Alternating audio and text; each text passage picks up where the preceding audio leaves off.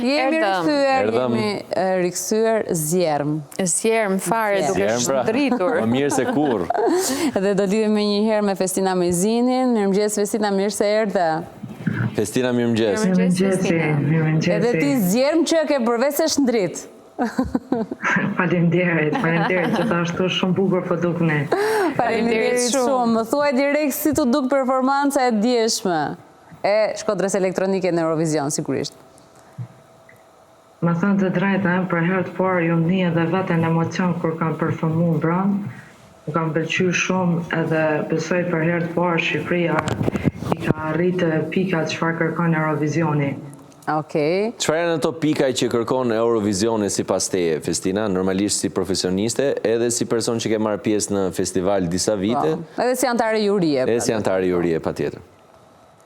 Me thonë të drejtën, unë kam shikuar Eurovisionin disa, domethënë vite më radhë, edhe besoj që Eurovisioni kërkon të jesh avangard, unik edhe shumë stil.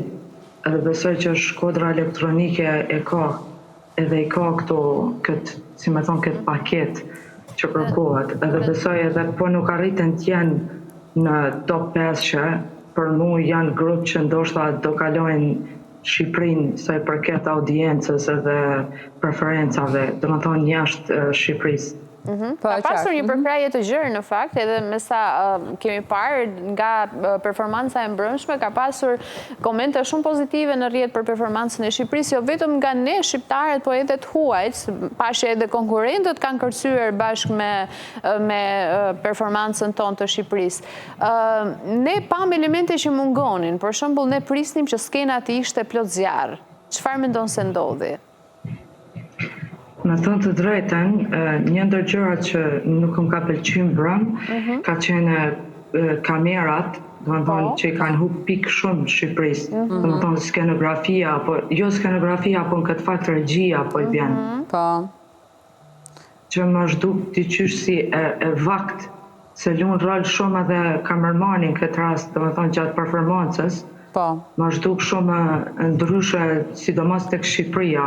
Nuk ka arritur do të kap, thua, të gjitha lëvizjet, pjesët e skenografisë, pjesët e lëvizjeve të këngëtarëve, të jetë pak më dinamike, këtë e duke thënë? Po, pikërisht këtë.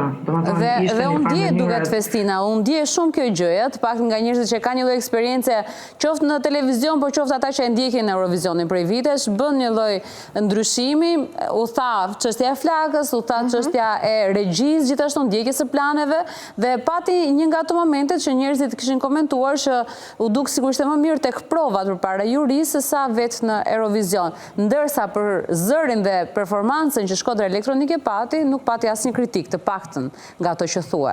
Po, e vërtet, ashtu kam, do më thonë, si pas komenteve që i kam lexuar, se unë si që thashë edhe më herët e ndjekë shumë, edhe si pas komenteve që i kam lexuar, se i përket performancës ka qenë edhe gjatë provave ka qenë shumë mirë.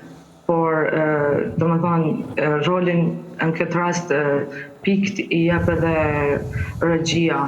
Por nuk e di pse të Shqipëria më shtuk e vakt të pak regjia mbrëm. Nuk e di pse.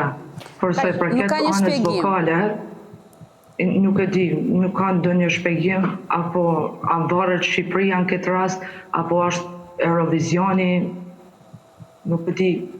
Përsa i përket të anës vokale, personalisht kam parë një rritje tek Beatricia gjatë performancës së djeshme, një rritje goxhat konsiderueshme krahasimisht me performancët që e pati në festival. Si e ke parë ti në këndvështrimin tënd anën vokale edhe performuese të dyve? Më thënë të drejtën edhe mu më shduk pak më mirë se i përket paraqitjes në Eurovision. Edhe më duk që kishte ndryshu disa, se i përket disa lule në këngë, edhe më pëlqyn edhe këto të reja që i kishte vë edhe shumë bukur. Ndërkohë, çfarë pritet të ndodhë? Të paktën ti vetë si profesioniste, ku e mendon? Edhe si fanse ndoshta të kësaj performancës Shkodrës Elektronike, po çfarë pritet të ndodhë? Shqipëria deri tani mendohet që të jetë në top 5, por pritet më lart ndoshta? Me thënë të drejtën për herë të parë, Shqipëria, si që thashë dhe më herët, ka një do shta dhe s'ka shumë konkurencë këtë vit, se i kam dëgju gjitha këngët dhe s'është që më zhduk shumë që ka konkurencë Shqipëria. Duhet cekim edhe këtë, por që politikat e Eurovizionit janë të ndryshme. Mendon që kjo e favorizon? Po, politikat e Eurovizionit janë gjithë i dim si që janë, do më thonë si që ke edhe mbrëm 3 vendet e para që u kualifikuan ishin vendet skandinave. Po, e qartë. Dhe do më thonë gjithmonë janë këto vendet skandinave që dalin gjithmonë si top 5 edhe si të preferuara. Po dua të ceki këtu që, si që thash, kërkohen t'jenë avangard. Vitin e kaluar Kroacia s'ka qenë fare që i përket para se të performonte live. Dhe kur performoj live, ndryshoj gjithë shka. Edhe pastaj doli si favoritja dhe kalojnë vendin e dytë, që ishte diçka shumë interesante. Wow. Duke si ndryshme që bën politika e Eurovizionit, pra. Ajo që the ti përsa i përket paraqitjeve të tjera dhe këngëve të tjera që janë pjesëmarrëse këtë vit, në fakt vlen për të diskutuar. A ka një rënje e Eurovizionit këtë vit krahasimisht me të paktën me edicionin e shkuar, mos marrim edicionet tjera? Po të paktën me edicionin e shkuar, ka një rënje përsa i përket nivelit jo vetëm të këngëtarëve, por edhe të këngëve pjesëmarrëse? Nuk e di si s'pe di qysh me ta spjegu në farë mënyre, po zakonisht vendet skandinave janë njëjtin nivel. Nuk është që kanë ndonjë ndryshim, sepse ata i japin shumë përparësi Eurovizionit, duke ditë që kanë nxjerrë yje botnore edhe grupe botnore si që janë grupi ABBA, Loreen, e shumë artista tjerë, kështu që ata i japin shumë, si më thonë, e marrën shumë me seriozitet pjesëmarrjen në Eurovision. Mund ti, Festina, se do t'jetë rivalja më e fortë e Shqipërisë në finale? Suedia prapë ngjelet edhe për mu, për preferencat e mia ka qenë San Marino, sepse këtu në Itali është bë si një farë mënyrë si himn. Po.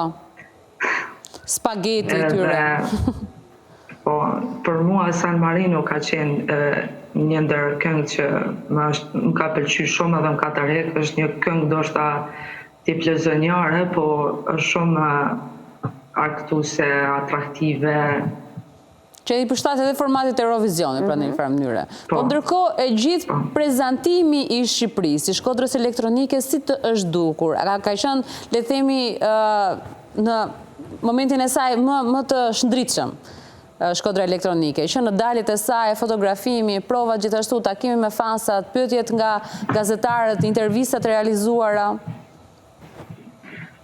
Mua në përgjithësi më kam pëlqyer shumë, sidomos se përket stilit veshjes, unë vetë jam adhuruese e stilit folk, unë edhe vetëm në paraqitjet mia vitin e kaluar, në fakt para një viti gjys po i bie me këngën Melos, kam pas, si më thonë, gjëra në fustanin tim që kam pas lidhje me muzikën folk, sepse edhe Melos ka qenë pikërisht muzikë folk. Ne nuk është që nuk kemi pas, si më thonë, pjesëmarrje me muzikë folk, po e veçanta a Shkodrës Elektronike është që kanë futur edhe rrymat moderne edhe kanë bërë shumë interesant. Në gjykimin tënd, Festina, është ky përfaqësimi më dinjitos që është bërë Shqipërisë në Eurovision ndër vite? Nëse do kishe një listë me top 5 me 5 më të mirët, këtë do cilësoje? Kjo pyetje pak e vështirë, me thonë drejten, por që deri me tani mendoj që po. Shkodra Elektronike është një ndër përfaqësimet më dinjitoze, është ajo çfarë kërkon Eurovisioni. A mendon që Shkodra Elektronike mbase mund të ketë një lloj fati ose një lloj shansi në këtë mes për të thyer rekordin e Rona Nishliut, për ta tejkaluar atë mbase ose për ta barazuar, le të themi? Si që thash dhe më herët, politikat e Eurovisionit ndrohen vit për vit. Domethënë janë të, si më thonë, papritshëm në farë mënyrë. Nuk e dim se çfarë i kanë ata zgjedhjet e veta, por Rona Nishliu, me thënë të drejtën, është diçka shumë ndryshe në krahasim me Shkodra Elektronike. Janë dy gjëra të kundërta, por që janë unike dhe janë avangarde, janë të dyja Po, e qartë. në stilin e vetë. Por që mendoj që mund të jetë në ato, si me thonë, në atë top list, si kur Rona Nëshlio.